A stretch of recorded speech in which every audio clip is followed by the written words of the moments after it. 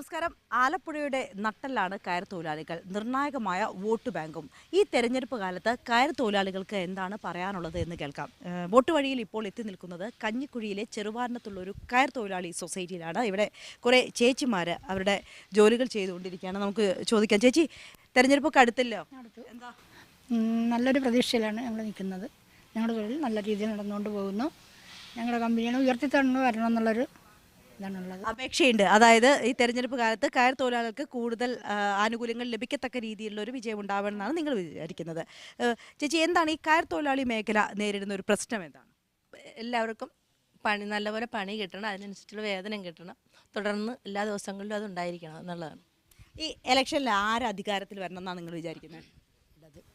ഇടതു മുന്നണി വരണമെന്നാണ് ആഗ്രഹിക്കുന്നത്.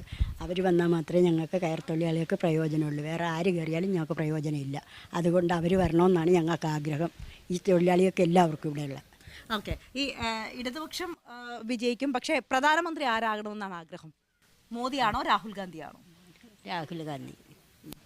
ഞങ്ങൾക്ക് പ്രയോജനം ഉണ്ടാകണമെങ്കിൽ കയർ ഫാക്ടറി തൊഴിലാളികൾക്ക് നേട്ടങ്ങൾ ഉണ്ടാകണമെങ്കിൽ ഇടതു മുന്നണി തന്നെ ഭരിക്കണം, എന്നാലല്ലേ ഞങ്ങൾക്ക് നേട്ടങ്ങൾ ഉണ്ടാകുള്ളൂ. അല്ല, ഇപ്പം ലോക്സഭാ തെരഞ്ഞെടുപ്പാണല്ലോ. ഇവിടെ ഇപ്പം ഇടതുപക്ഷം നേടിയാൽ കൂടി ദേശീയ തലത്തിൽ ആര് ഭരിക്കണമെന്നാണ് ഉദ്ദേശിക്കുന്നത്?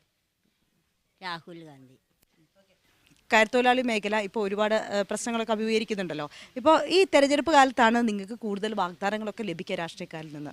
എന്താണ് പറയാനുള്ളത്? നിങ്ങൾ കയർ തൊഴിലാളി മേഖല നേരിടുന്ന പ്രശ്നം എന്താണ്? ഞങ്ങളുടെ ഈ മേഖല സപ്പോർട്ട് ചെയ്യുന്ന രീതിയിലുള്ള ഒരു ഭരണകൂടം വരണമെന്നാണ് ഞങ്ങളുടെ ആഗ്രഹം. അതായത് ഇടതുപക്ഷമാണ് എപ്പോഴും കയറിനെ പിന്തുണയ്ക്കുന്നത്. അപ്പോൾ അതേ ഇതിലുള്ള ഒരു ഭരണം വരണമെന്നാണ് ഞങ്ങളുടെ ആഗ്രഹം.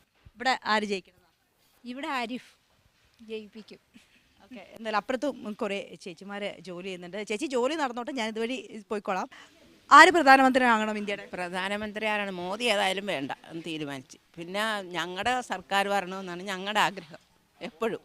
എന്നാലും ഞങ്ങൾക്ക് വല്ല നേട്ടമാണ്. പിന്നെ ഇവിടെ ഇപ്പോൾ ഞങ്ങൾക്ക് കയർ മേഖല തകർച്ച, ചൈരിയുടെ കയറിൻ്റെയും ബുദ്ധിമുട്ടുണ്ട്. അല്ലാതല്ലേ ഇതിലൊക്കെ ഒരു പരിഹാരം.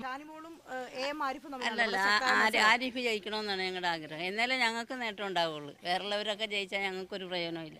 ഈ കയർ തൊഴിലാളികൾക്ക് നേട്ടം ഉണ്ടാകണമെങ്കിൽ ആരിഫ് ജയിക്കണം. മത്സരം എന്ന് പറയുന്നത് ദേശീയ തലത്തിൽ നോക്കുകയാണെങ്കിൽ അറിയാലോ, മോദി രാഹുൽ ഗാന്ധിയാണ് പ്രധാനമന്ത്രിയായി വേണ്ടി മത്സരിക്കുന്നത്. പിന്നെ മറ്റ് ചെറുകിട കക്ഷികളൊക്കെ ഉണ്ട്.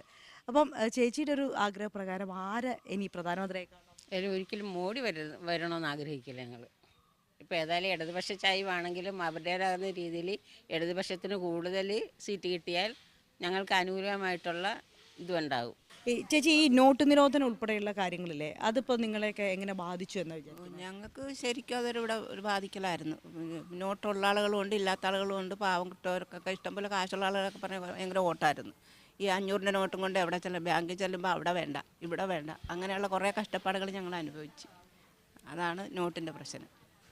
ഓക്കെ. ഏതായാലും കയർ തൊഴിലാളികൾക്കുമുണ്ട് വ്യക്തമായ രാഷ്ട്രീയ കാഴ്ചപ്പാട്. അവർക്ക് പ്രധാനമായും പറയാനുള്ളത് അവരുടെ കഷ്ടപ്പാടുകൾ തന്നെയാണ്.